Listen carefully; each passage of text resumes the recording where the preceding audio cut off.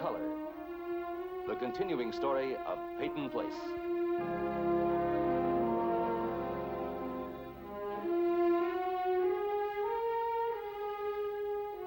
Starring Dorothy Malone as Constance Mackenzie, Ed Nelson as Michael Rossi, Ryan O'Neill as Rodney Harrington, Barbara Parkins as Betty Anderson, Tim O'Connor as Elliot Carson, Christopher Connolly as Norman Harrington, Patricia Morrow as Rita Harrington, James Douglas as Stephen Cord.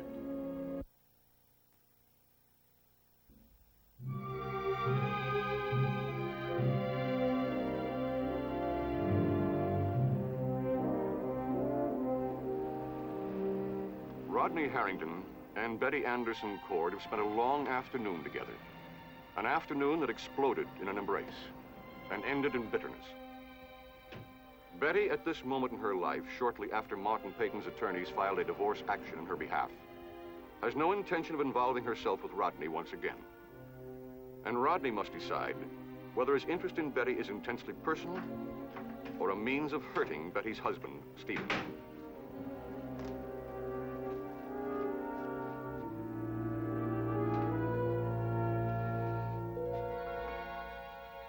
How did you get in here? What difference does it make? We have to talk. I don't want to talk. We have to, Betty. Stephen, I don't want to talk. I don't want to argue. I don't want to anything. Can't you leave me alone? It was very hard getting in there. I felt like a fool, explaining, lying, and get in my own wife's room. Why did you? Because I don't enjoy pounding on doors, begging my wife to let me in. You stopped calling me your wife. I filed a petition against Martin Peyton today. Really? A petition to declare him incompetent. Now, it's a rather complicated proceeding. There'll be a hearing, witnesses, a medical report, among other things. The court hasn't set a date yet, but the calendar isn't very crowded, so it should be coming up soon. Are you listening? Mm-hmm. No reaction except mm-hmm. Well, what do you want me to do, Stephen? Cheer, clap my hands, admire you? Now, you know how important this hearing is to me, to us. You agreed to work with me, to help me. 100 years ago. A few months ago. I need your help. Do you, Stephen? Have you ever really needed anything from me? I do now. Well, it's too late. I'm not interested in your hearing. I'm not interested in whether Martin Peyton is sane or insane. And I couldn't care less about your desperate need for revenge against him. Now, I want you there. Something's going to come out of that hearing. Important facts to both of us. Now, doesn't that interest you? No, Stephen, it doesn't. All I'm really interested in now is getting some sleep. They say sleep is a form of escape. Do they? Is it too much of an effort to face the truth? What truth? The truth about Adrian and me. Stephen, let's not go into that right now. I've never lied to you. I've told you things about myself I've never told anyone. Feelings that were buried so deep I could hardly bear to admit they were there. Now, I know it hasn't been easy living with me. I've never been able to hang loose, to accept things casually, either success or rejection. That's why I've never gotten over the fact you became my wife, that you actually accepted me, for better or for worse. Now, you'll never know how much that meant to me. I made a vow. I promised I'd never hold back anything from you, no matter how painful it was. Everything I thought or felt, all the things I wanted to forget or made believe never happened, I made myself tell you. Well, I've kept my promise. Not because I wanted your approval or your sympathy, but because I wanted to be as honest with you as I could. I saw you. I saw you and Adrian. I saw the both of you leave Martin Peyton's Boston home. You take Adrian's word over mine. Yes. Oh, why? Why? Well, maybe I learned the lesson you taught me too well, Stephen. What are you talking about? I'm talking about trust, about belief. Now, when you were handed the brain report, I tried and tried to tell you it wasn't true. But you found it very difficult to believe me. Well, now it's my turn. I'm facing that very same problem. I did believe you eventually. It took time, but I finally came around. Was it time, Stephen, or was it because you wanted to frustrate your grandfather's plans? You see, I don't have an excuse like that, a reason to believe you. So when you try and tell me that nothing happened between you and Adrian, I don't believe you.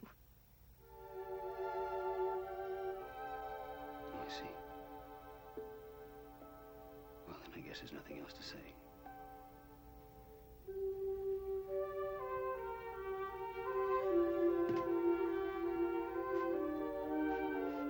If you could come to the hearing, I'd appreciate it. Otherwise, I won't bother you again.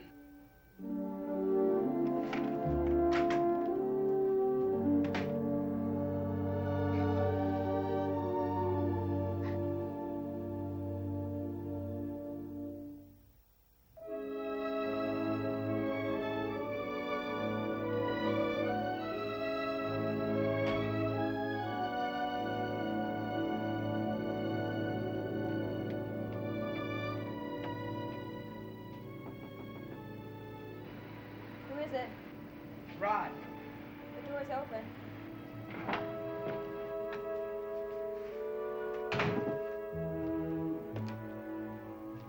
Hi. Did you just wake up? No. Whoever would have thought that a brat like you would have turned out to be such a pretty, married, pregnant lady? I don't know. How would you like me to take you for a ride through New England's beautiful countryside and tell you a few of my problems? That yet-to-be-born child needs fresh air. Lots of fresh air. Hey. Rod, I don't want to go for a ride. I'm sorry. I just don't feel like it today. What is it, Rita? I'd really rather not talk about it. Had Norm take one of his stupid pills this morning? You know, it's different being married. It's not a game. When you have a real fight, you can't just forget about it and start going out with somebody else. Yes. Yes, I know. I'm not married. I'm not a member of the club. I just sort of bounce around, don't I? Look, you and Norman are something very important to me. And when you're upset, I want to know about it. And you'll just have to take my word that I'll understand. Well, after we argued and argued, we just stood there staring at each other. Like we were so angry. And he looked at me like I'd done something awful to him, like he'd caught me killing somebody. Well, you and I both know how ornery Norman can be sometimes. And you're married, you said that. So we can chalk up half of that to Norman's orneriness. Hey, but what about the other half?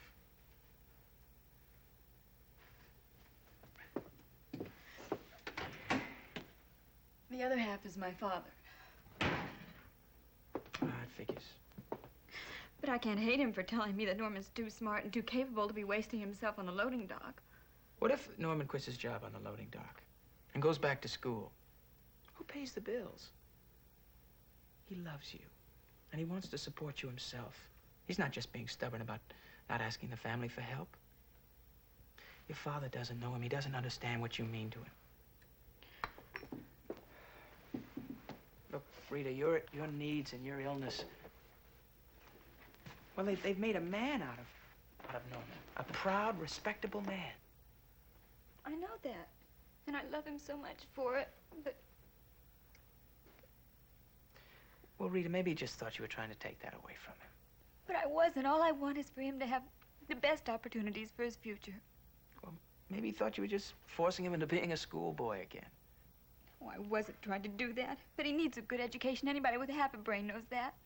And Norman knows it. But he's not interested right now, Rita. He likes what he's doing, as miserable as it may seem. And he's proud of himself. I should be so proud. Rita, we can't take that away from him. Not because of what your father says, not because of what anybody says. We can't take that away from him. Have some coffee.